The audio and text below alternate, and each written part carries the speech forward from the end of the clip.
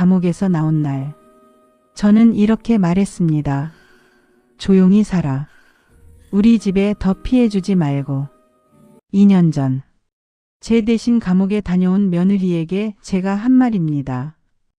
비자금과 탈세, 그리고 정치 로비. 회사에 큰 일이 터졌을 때 변호사들이 말했습니다. 누군가는 책임을 져야 합니다. 회장님이나 장남이 나서면 회사는 끝장입니다. 그날 밤, 며느리인 수진이가 말했습니다. 제가 하면 되지 않을까요? 지금 무슨 소리야? 감옥이 장난이야? 어머님, 저는 피 한 방울 안 섞인 며느리잖아요. 제가 대신 하는 게 맞는 것 같아요. 기자들의 플래시가 사방에서 번쩍거렸습니다. 강한 그룹 며느리, 비자금 책임지고 구속. 신문마다 제 며느리에 대한 뉴스가 쏟아져 나왔습니다. 며느리는 정장을 차려입고 그렇게 스스로 검찰청에 출두했습니다. 그렇게 2년. 며느리는 재판 내내 한마디도 변명하지 않았습니다. 하지만 며칠 후 회사 재무팀이 비밀 조사 결과를 가져왔습니다. 사모님, 실제 비자금 운용 지시는 며느님이 아니라 따님이었습니다. 제 친딸이 해외 명품을 쓸어 담고 재단에 돈을 빼돌리던 바로 그 주범이었습니다. 하지만 사모님, 지금 이 사실이 나가면 따님 인생도 끝입니다. 며느님 한 분만 희생하시는 게 현실적으로 가장 피해가 적습니다. 그날 밤, 저는 서랍을 붙들고 울었습니다. 그리고 최악의 선택을 했습니다. 그냥 지금처럼 가요. 수진이는 어차피 우리 집 피도 아니잖아요. 며느리는 제 딸 대신 감옥에 들어갔습니다. 그리고 드디어 며느리가 출소 날이 되었습니다. 조용히 살아. 우리 집에 더 피해주지 말고. 이 한마디가 제 인생을 끝냈습니다. 하지만 이런 상황이 벌어진 데에는 아주 충격적인 이유가 있었습니다. 1년 후, 저는 뇌경색으로 쓰러졌습니다. 눈을 떠보니 병원이었습니다. 내 곁을 지키고 있는 사람은 돈도 핏줄도 아니었습니다. 제가 쫓아낸 바로 그 며느리였습니다. 어머님, 괜찮으세요? 숨 쉬는 거 힘드세요? 마스크를 쓴 채 제 얼굴을 들여다보는 박수진. 왜 내가 여기에? 며칠 뒤 며느리가 오래된 흑백 사진을 저에게 주었습니다. 비오는 시장 골목에 젖은 교복 치마를 입은 소녀. 바로 제 모습이었습니다. 어머님, 이 아주머니 기억나세요? 우리 시장 통닭집 옆에 김밥집 떡볶이 아줌마? 숨이 멎었습니다. 제 친정 엄마예요. 수십 년 전, 아버지 부도로 집을 잃고 비 맞으며 시장 골목을 떠돌던 날이었습니다. 따뜻한 떡볶이 한 그릇과 젖은 교복을 말릴 자리를 내어준 사람. 그 아주머니가 며느리의 어머니였습니다. 지금부터 며느리를 감옥에 보낸 재벌가 시어머니가 진짜 재벌이 누구인지 깨닫기까지의 이야기와 며느리가 감옥에서 나온 날, 고맙다가 아니라 조용히 살아라고 한 그 한마디가 제 인생을 모두 끝냈습니다. 이제부터 여러분께 저의 어리석음에 대해 모두 말씀드리겠습니다. 이제야 깨달은 저를 구독과 좋아요로 응원해 주세요. 저는 올해 68배 강한 그룹 큰집 맏며느리입니다. 아니, 이제는 전직 맏며느리라고 해야겠네요. 사람들은 저를 사모님이라고 부르지만 오늘 이 이야기를 듣고 나면 아마 절 그렇게 부르기 싫으실 겁니다. 저는 제 며느리를 집에서 쫓아냈습니다. 저를 대신해서 감옥에 다녀온 며느리를요. 서울 강남의 초고층 펜트하우스. 지금 이 집에는 저 혼자 남았습니다. 남편도 아들도 손주도 며느리도 다 떠났습니다. 그리고 저는 매일 이 빈 식탁을 보면서 생각합니다. 나는 왜 그랬을까? 왜 그 아이를 믿어주지 않았을까? 어제도 그랬습니다. 생선을 구우며 식사를 준비하다가 습관처럼 4명 분량의 젓가락을 놓았습니다. 아들 준호것, 손녀 서아것, 그리고 제가 쫓아낸 며느리 수진 이것까지요. 그 순간 제 손이 움찔했습니다. 아, 이제 그 아이는 이 집 사람이 아니지. 스스로를 다독이면서도 가슴 한쪽이 찢어지는 것 같았습니다. 여러분, 제가 지금부터 하는 이야기는 나쁜 시어머니 이야기입니다. 그리고 동시에 가난을 증오했던 서민 출신 재벌가 며느리의 이야기이기도 합니다. 저는 한때 며느리였고 지금은 시어머니입니다. 저는 그 둘 사이에서 가장 사랑해야 할 사람에게 가장 큰 죄를 지었습니다. 사실 저는 원래 재벌가 출신이 아닙니다. 저는 시장에서 생선을 팔던 아버지 밑에서 자란 그냥 가난한 집 딸이었습니다. 그랬던 제가 어떻게 재벌가 사모님이 되었는지, 그리고 왜 제 며느리를 버렸는지 오늘 다 말씀드리겠습니다. 제 며느리는 저를 살리려고 제 인생을 바쳤습니다. 그런데 저는 끝까지 그 아이를 믿어주지 않았습니다. 제 이야기를 끝까지 들으시면 누가 진짜 재벌이고 누가 진짜 서민인지를 다시 생각하게 되실 겁니다. 저는 경남의 작은 항구 도시에서 자랐습니다. 아버지는 새벽마다 바다 나가시고 어머니는 시장 구석에서 작은 생선 가게를 하셨습니다. 비린내가 배어있던 그 골목이 제 유년 시절의 전부였습니다. 19살이 되던 해 아버지가 부도를 맞으셨습니다. 보증을 서준 친구가 야반 도주를 했고 집도 가게도 다 잃었습니다. 그날 밤 어머니가 방 한가운데 앉아 넛을 놓고 중얼거리시던 우린 이제 어디 가서 살아야 하냐. 그 얼굴을 저는 아직도 잊지 못합니다. 그때 처음 깨달았습니다. 가난은 죄가 아니지만 가난하면 죄인이 되는구나. 그래서 저는 결심했습니다. 나는 절대 이렇게 안 살 거야. 기어 올라가든 매달려 올라가든 이 바닥에서 벗어나고 말 거야. 어릴 적 할머니가 들려주신 이야기가 있습니다. 두 사람이 밥그릇을 들었단다. 한 사람은 빈 그릇을 들었고 다른 사람은 가득 찬 그릇을 들었지. 빈 그릇을 든 사람은 배고파서 남의 그릇을 훔쳐갔어. 가득 찬 그릇을 든 사람은 나눠줘서 모두를 배부르게 했지. 그런데 세상은 이렇게 말했어. 빈 그릇은 죄고 가득 찬 그릇은 덕이다. 하지만 진짜 문제는 그릇이 비었느냐 가득 찼느냐가 아니라 그 사람이 어떤 마음을 담았느냐였단다. 그때 저는 그 이야기를 이렇게 이해했습니다. 그릇이 비면 죄인이 된다. 그러니까 무조건 그릇을 가득 채워야 해. 그게 제 인생의 방향이 되어버렸습니다. 그러던 어느 날 서울 큰 회사에서 내려온 사람들을 시장 통닭집에서 우연히 보게 됐습니다. 중간에 앉아있던 말쑥한 청년 한 명. 흰 셔츠에 검은 코트, 그냥 봐도 우리 동네 사람은 아니구나 싶었습니다. 그 사람이 훗날 제 남편이자 강한그룹의 장남 강태수 씨였습니다. 처음 만났을 때 그 사람이 물었습니다. 아가씨 여기 자주 와요? 네, 여기서 일해요. 일? 학생 아니고? 학교는 그만뒀어요. 그때 제가 얼마나 부끄러웠는지 모릅니다. 하지만 그 사람은 웃으며 말했습니다. 그래도 열심히 사는 사람이 제일 멋있어요. 그 한마디에 제 마음이 흔들렸습니다. 그렇게 몇 번 만나다가 연애를 시작했고 6개월 후 그 사람이 말했습니다. 정희 씨 나랑 결혼해요. 저 같은 사람이요. 당신 같은 사람이라서 좋은 거예요. 하지만 그 집 사모님, 그러니까 제 시어머니가 처음 저를 만났을 때 하신 말이 있습니다. 지금도 생생합니다. 시장 계집은 우리 집안 며느리가 될 수 없어. 우리 집 문턱이 그렇게 낮지 않아. 그 말 한마디에 제 자존심은 바닥까지 꺼졌습니다. 하지만 저는 물러서지 않았습니다. 그래, 좋아.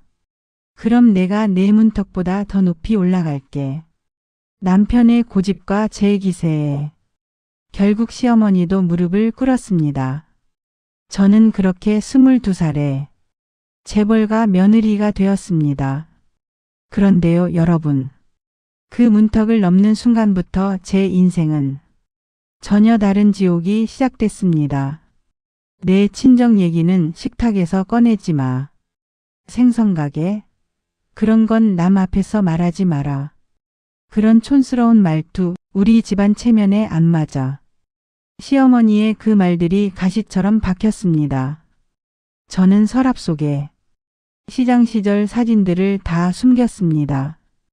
가난했던 나를 지우면 지울수록 이 집에 속할 수 있을 거라 믿었습니다. 그렇게 저는 서민을 누구보다 싫어하는 사람이 되어갔습니다. 가난하면 안 된다. 우리 집은 재벌이다. 우리 며느리는 처음부터 품이 있어야 한다.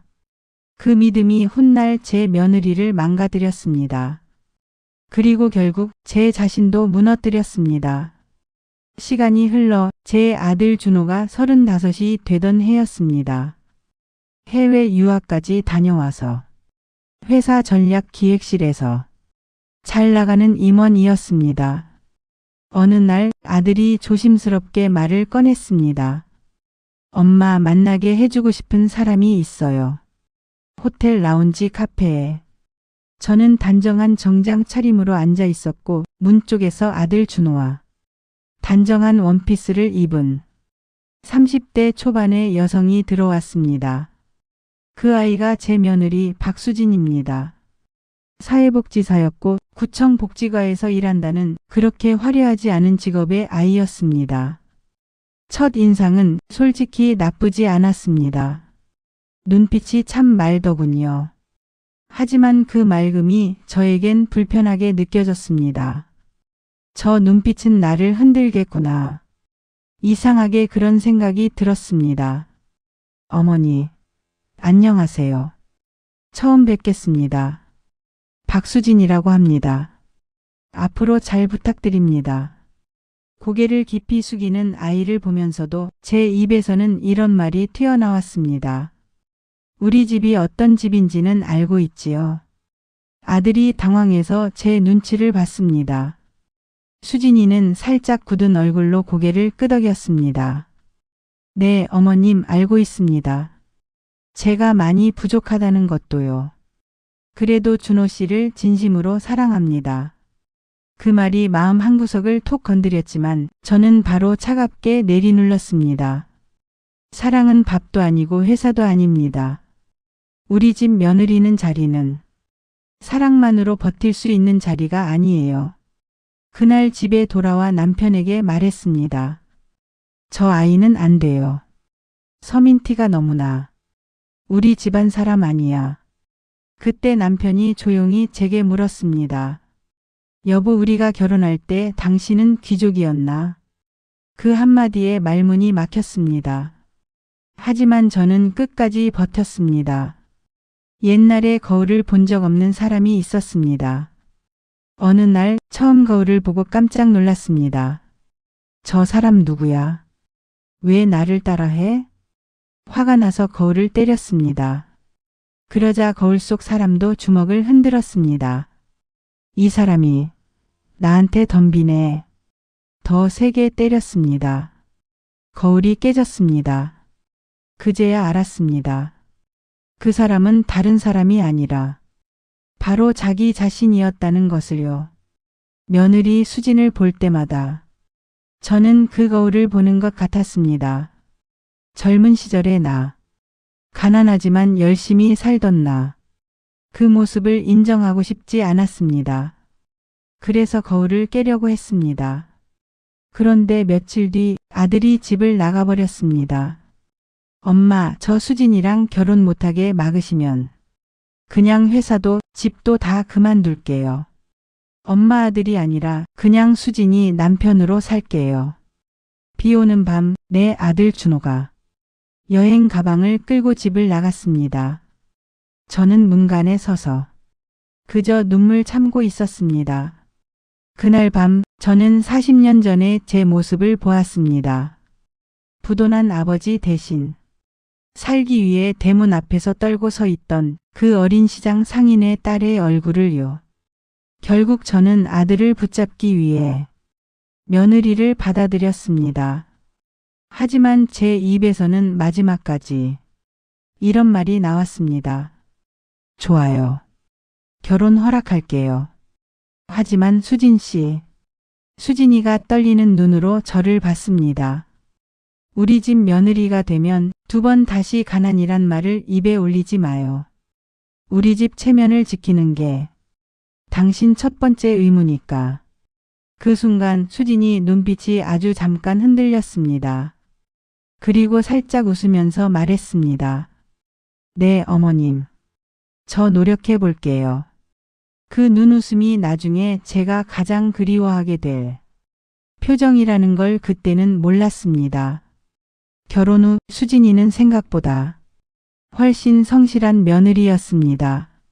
새벽부터 시어른들 챙기고 회사 행사 있으면 꼬박꼬박 참석하고 제 생일도 하나하나 챙겼습니다. 그런데 저는 그 모든 걸 보여주기 쇼라고 생각했습니다.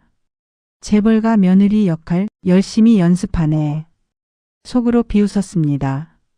어느 날 우연히 장부를 정리하다가 이상한 영수증 묶음을 발견했습니다. 수진이 이름으로 나간 돈들이었습니다. 보호종료 아동 자립 지원, 독거노인 주거비 지원, 소규모 복지센터 기부. 제가 화를 냈습니다. 수진아, 이게 다 뭐니? 우리 돈, 우리 집안 사람들 위해서 쓰기도 모자란데 왜 모르는 사람들한테까지 돈을 뿌리니? 수진이가 놀라면서도 단단한 목소리로 말했습니다. 어머님, 제가 쓰는 돈 중 일부예요. 사실 결혼 전부터 해오던 일인데 그냥 계속하고 싶었습니다. 저는 차갑게 잘랐습니다. 우리 집 며느리는 불쌍한 사람 도와주는 착한 며느리 이미지 필요 없다. 그런 건 구청에서 사회복지사 할 때 다 했어야지. 이제는 우리 집 체면부터 챙겨라. 그날 밤 아들이 제게 처음으로 소리쳤습니다. 엄마도 예전에 가난했잖아요. 왜 엄마 과거랑 닮은 사람들을 그렇게 미워하세요? 저는 소리쳤습니다. 내가 가난했기 때문에 알아. 가난이 얼마나 무서운지, 사람을 얼마나 비겁하게 만드는지. 그렇게 팽팽한 긴장 속에서 시간이 흐르던 어느 날 회사에 큰 일이 터졌습니다. 강한그룹 비자금 의혹, 불법 비자금 탈세, 정치 로비.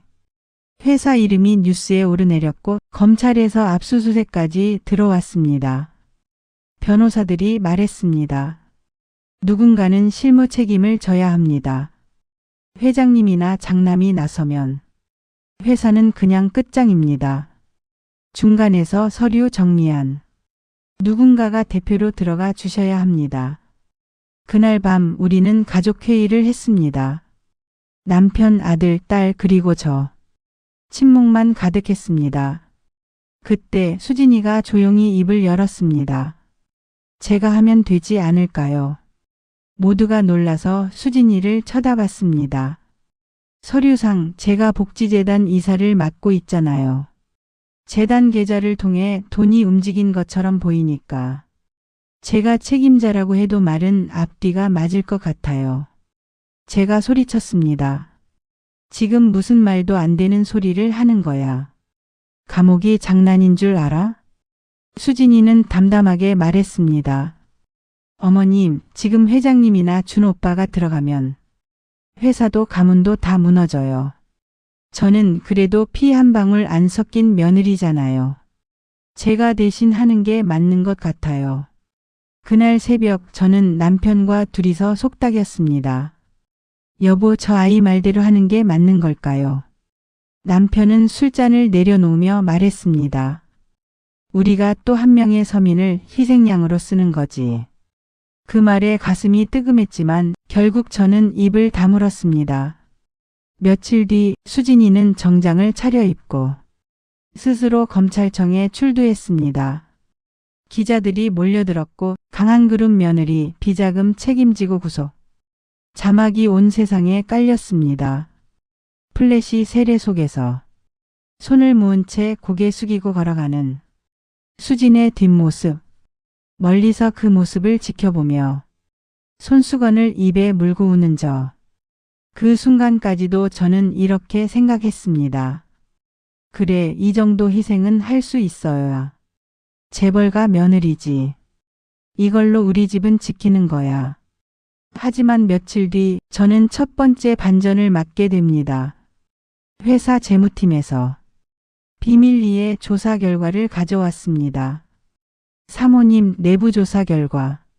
실제 비자금 운용 지시는 며느님이 아니라 따님이었습니다. 제 친딸이 해외 명품을 쓸어 담고 재단 돈을 자기 회사로 빼돌리던 그 딸이 실제 주범이었습니다. 재무팀장은 떨리는 목소리로 말했습니다. 하지만 사모님, 지금 이 사실이 밖으로 나가면 따님 인생도 끝이고 강한그룹 이미지도 치명타입니다. 현재로서는 며느님 한 분만 희생하시는 게 가장 피해가 적습니다.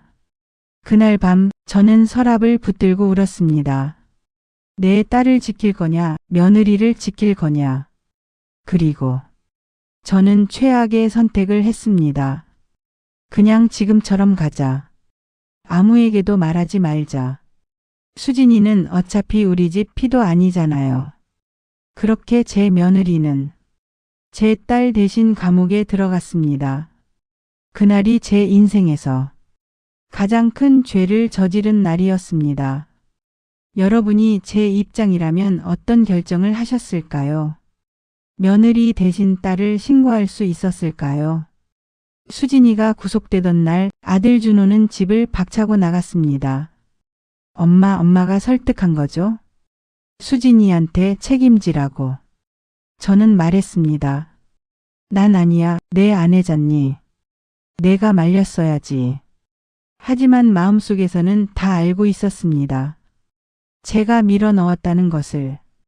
수진이는 재판 내내 한마디도 변명하지 않았습니다. 판사가 물었습니다. 피고인, 당신이 실제로 이 돈을 움직였습니까? 수진이는 짧게 대답했습니다. 네, 제 이름으로 된 계좌였으니까. 제 책임입니다. 저는 법정 방청석에 앉아 입술을 깨물고 눈을 감았습니다. 저 아이는 끝까지 우리를 지키려고 하는구나. 징역 2년에 집행유예 3년. 실형은 면했지만 전과자는 전과자입니다.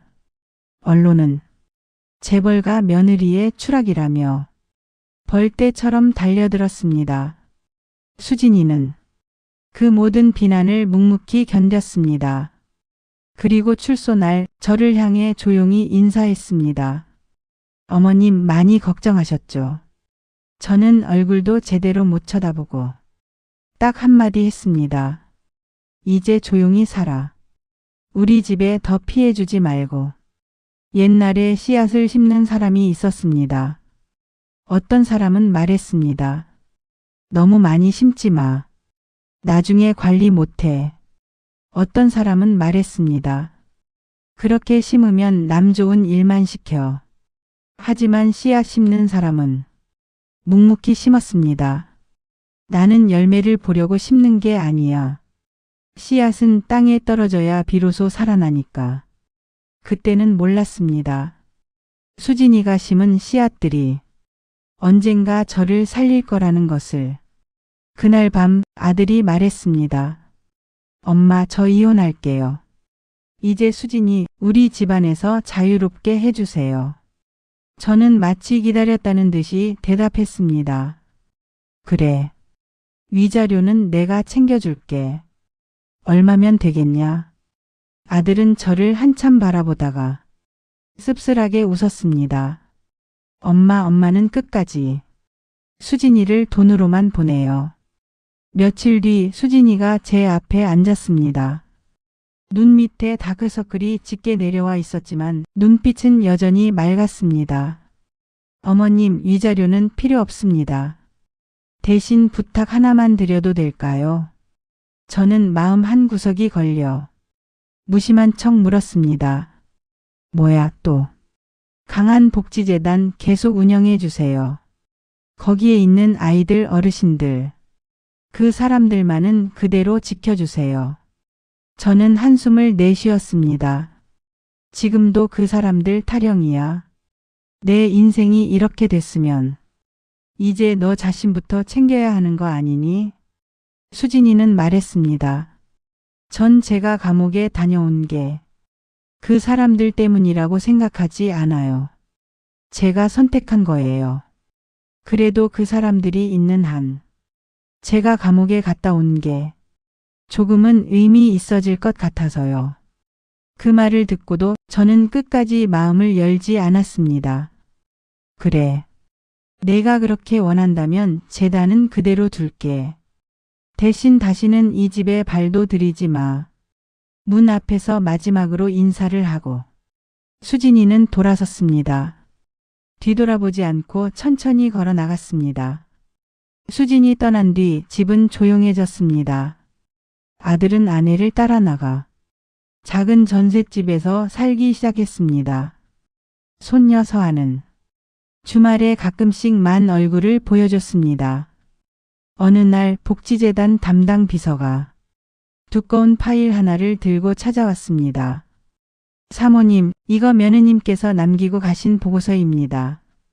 두꺼운 보고서는 지난 몇 년간 재단에서 지원한 수많은 사람들의 이야기로 가득했습니다. 그중 한 페이지에서 제 눈이 멈췄습니다. 강정의 장학금, 지원 내역에 제 이름이 붙어있는 장학금이었습니다. 저는 그런 게 있는지도 몰랐습니다. 이게 뭐야? 비서가 조심스레 답했습니다. 원래는 시장 장학금이라고. 본인이 익명으로 운영하시다가 사모님 과거 들으시고 이름 바꾸셨다고 들었습니다. 사모님의 고향 시장 주변 아이들과 노인분들, 주로 그분들을 도와주셨습니다. 오래된 시장 골목의 사진 위로 장학금 수령증, 영수증, 감사 편지들이 겹쳐 보였습니다. 그 순간 저는 두 번째 반전을 맞았습니다. 내 과거를 가장 깊이 이해해 준 사람이 내가 가장 미워하던 사람이라니. 장학금 이름 옆에는 수진의 짧은 메모가 쓰여 있었습니다.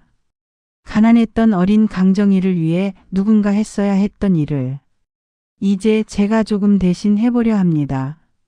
그 문장을 보고 저는 주저앉아 울었습니다. 하지만 후회하기에는 이미 너무 늦은 시간이었습니다. 그로부터 1년 뒤 저는 뇌경색으로 쓰러졌습니다. 욕실에서 미끄러져 머리를 부딪히고 정신을 잃었습니다. 눈을 떠보니 병원 침대 위였습니다. 아이러니하게도 그 병원은 우리 재단이 후원하던 공공병원이었습니다. 남편은 이미 세상을 떠난 후였고 아들은 해외 지사에 나가 있었습니다. 곁에는 간병인과 간호사들만 오갈 뿐이었습니다. 하얀 병원 천장을 멍하니 바라보는 저의 시정. 심전도기에서 B- 소리가 잔잔히 들렸습니다. 한밤중에 갑자기 숨이 가빠져 호흡기 알람이 울렸습니다. 간호사 호출 버튼을 누를 힘도 없었는데 누군가 벌컥 문을 열고 들어왔습니다. 어머님 괜찮으세요? 숨 쉬는 거 힘드세요? 낯익은 목소리였습니다. 머리를 돌리니 마스크를 쓴 채 제 얼굴을 들여다보는 사람이 있었습니다. 박수진. 제 며느리였습니다. 순간 시간이 멈춘 것 같았습니다. 왜 내가 여기에? 수진이가 웃었습니다. 어머님 말하지 마세요. 지금은 숨부터 고르셔야 해요. 수진이는 능숙하게 산소량을 체크하고 제 체위를 바꿔주고 손을 꼭 잡아줬습니다. 알고 보니 수진이는 재판 이후 복지공무원을 그만두고 의료사회복지사로 일하고 있었습니다. 우연인지 운명인지 제가 실려온 병원으로 1년 전에 발령이 났다고 했습니다. 며칠 동안 수진이는 제 곁을 지켰습니다. 야간 근무가 아닌 날에도 짬을 내서 병실을 들렀습니다. 어머님, 물 조금 드시겠어요? 오늘은 혈압이 많이 좋아지셨어요.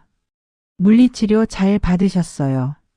어머님, 생각보다 회복이 빠르세요.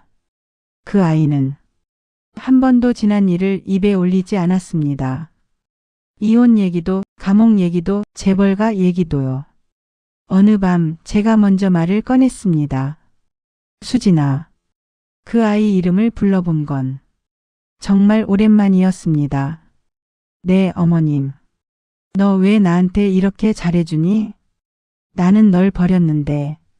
수진이는 한참 동안 대답하지 않았습니다. 그러다 조용히 말했습니다. 제가 어머님 딸이니까요. 그 말을 듣는 순간 가슴이 철렁 내려앉았습니다. 딸이라니, 넌 이혼했잖아. 이제 우리 집 사람이 아니잖아. 수진이는 고개를 저었습니다. 혈연이 없다고 정이 없어지는 건 아니잖아요.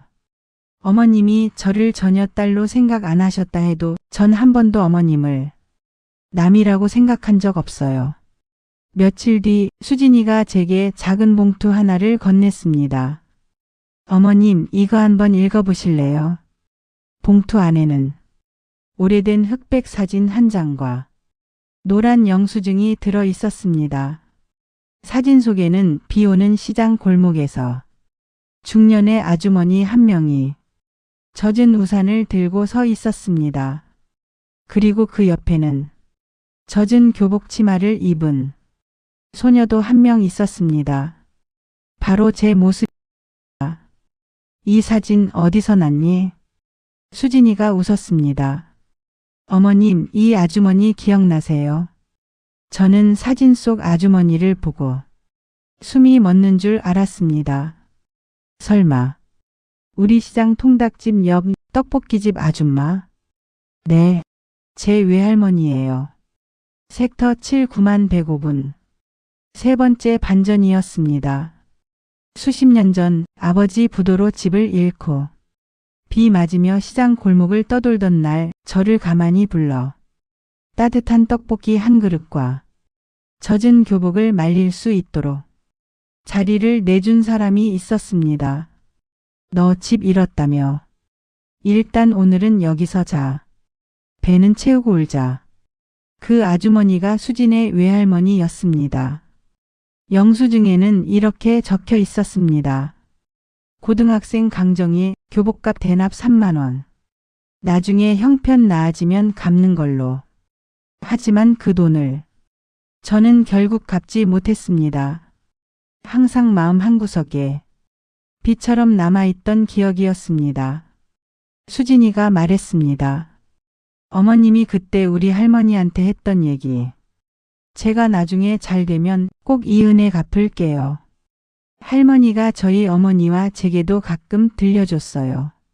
수진이는 환하게 웃었습니다. 어머님이 약속 지키신 거예요. 재단 이름을 강정희 장학금으로 바꿔서 시장 아이들 도와주시잖아요. 저희 할머니께서 그러시더라고요. 봐라, 저 아가씨 참 됐다. 그때 떡볶이 한 그릇 준 걸 이렇게 크게 갚네. 그날 밤 저는 병실에서 소리 내어 울었습니다. 내가 평생 빚졌다고 느꼈던 사람의 손녀딸을 나는 재벌가라는 이름으로 짓밟았구나. 옛날에 좁은 다리가 하나 있었습니다. 한 번에 한 사람만 건널 수 있는 다리였습니다. 어느 날 두 사람이 양쪽에서 다리로 올라왔습니다. 한 사람이 말했습니다. 내가 먼저야. 비켜. 다른 사람도 말했습니다. 아니야, 내가 먼저야. 둘은 다리 한가운데서 멈춰 섰습니다. 그러다 한 사람이 조용히 물러섰습니다. 먼저 가세요. 왜 비켜주는 거야? 당신이 언젠가 저를 건네줬으니까요. 수진 할머니가 저를 건네준 그 다리. 이제는 제가 수진을 건네줘야 했습니다. 하지만 저는 너무 늦게 깨달았습니다. 회복 후 저는 퇴원수속을 밟으면서 수진이에게 말했습니다. 우리 다시 이야기 한번 하자. 병원 근처 카페에서 우리는 마주 앉았습니다. 병원 앞 작은 카페. 머리가 반쯤 휘어진 정희와 단정한 간호사복 위에 외투를 걸친 수진이. 수진아, 이제라도 우리 집으로 돌아올래? 다시 며느리로. 제가 먼저 그 말을 꺼냈습니다. 아마 제 인생에서 가장 늦게 한 후회였을 겁니다. 하지만 수진이는 고개를 천천히 저었습니다. 어머님, 전 이제 재벌가 며느리로는 살 수 없을 것 같아요. 제가 너무 많이 깨져서요.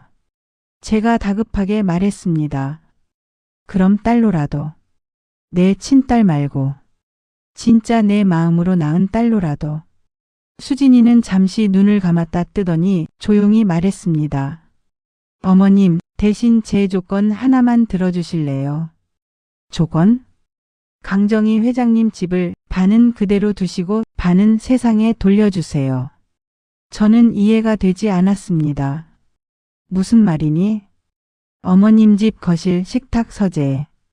그거 다 줄이시고 시어머니와 며느리들이 같이 얘기할 수 있는 상담센터를 만들어요. 재벌가 서민 상관없이 갈등하는 집들 도와주는 곳이요. 저는 웃음이 나왔습니다. 야, 너는 끝까지 그 타령이냐. 사람 돕는 일. 하지만 그 웃음 속에서 저는 알았습니다. 이 아이가 진짜 재벌이라는 걸.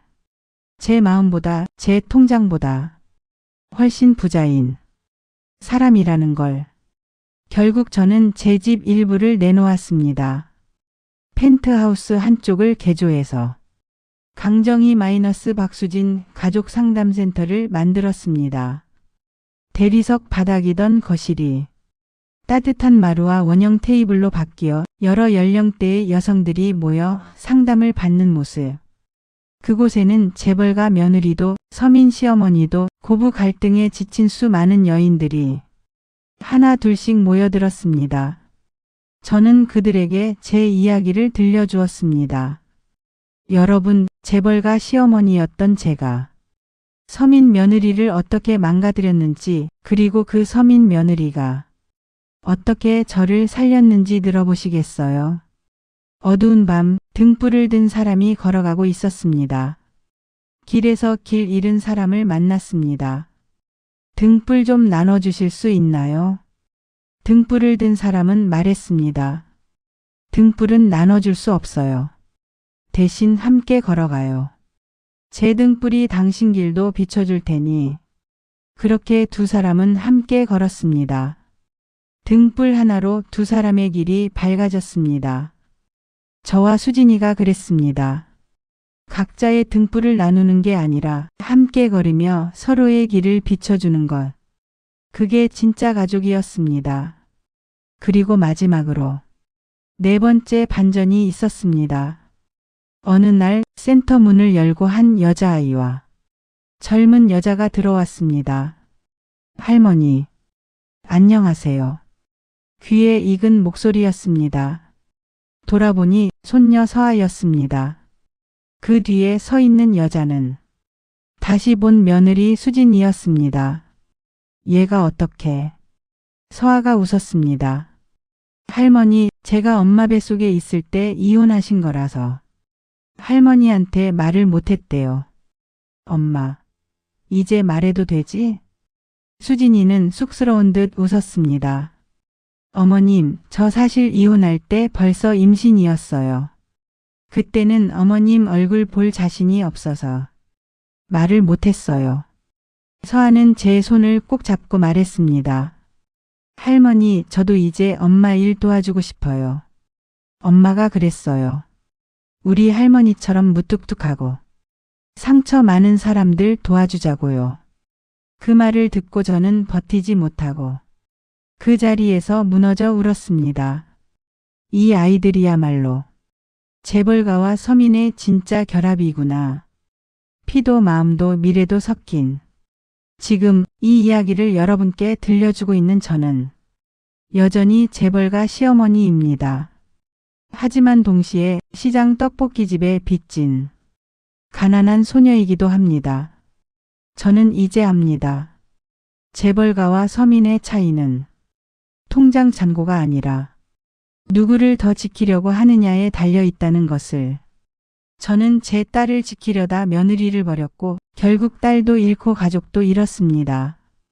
반대로 제 며느리는 자기 인생을 버려가며 우리 가족을 지켰습니다. 여러분, 혹시 지금 며느리를 미워하고 계신 시어머니 계신가요? 혹은 시어머니를 원망하는 며느리 계신가요?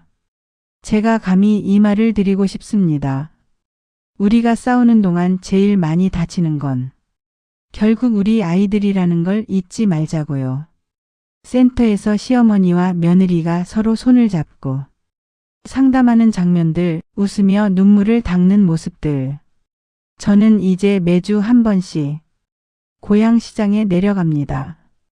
엄마와 아버지가 계시던 그 골목 끝 떡볶이집 자리 앞에서 조용히 인사합니다. 저 드디어 약속을 조금은 지킨 것 같아요. 저를 도와주셨던 시장 아주머니 그리고 그 손녀딸인 제 며느리에게 이제야 고맙다고 말할 수 있게 됐어요. 그리고 집으로 돌아와 텅 빈 식탁 대신 가족 상담센터의 둥근 테이블을 봅니다. 그 테이블에는 서민도 재벌도 시어머니도 며느리도 함께 둘러앉아 있습니다. 여러분, 재벌가와 서민의 사연은 결국 이렇게 하나로 이어집니다. 누군가의 며느리였던 우리가 누군가의 시어머니가 되어서도 서로를 버리지 않는 것. 저는 오늘도 이 고백을 하면서 제 며느리에게 마음속으로 말합니다. 수진아, 미안하다. 그리고 고맙다. 내가 진짜 우리 집 재벌이었다. 마지막으로 한 가지만 더 말씀드리겠습니다. 제가 이 이야기를 하는 이유는 제 죄를 고백하기 위해서가 아닙니다. 여러분께 부탁하기 위해서입니다. 지금 곁에 있는 사람을 버리지 마세요. 나중에 후회해도 돌이킬 수 없습니다. 저처럼요. 그리고 며느리 분들께도 말씀드립니다. 시어머니가 미워도 조금만 더 기다려주세요. 그 사람도 한때는 누군가의 며느리였고 상처 많은 사람입니다. 재벌가든 서민이든 시어머니든 며느리든 우리 모두는 같은 사람입니다. 사랑받고 싶고 인정받고 싶고 이해받고 싶은 그냥 사람입니다. 저는 68세 강정희입니다. 그리고 38세의 박수진의 엄마입니다. 당신이 재벌 시어머니라면 며느리에게 무엇을 주시겠습니까? 돈입니까? 아니면 존중입니까?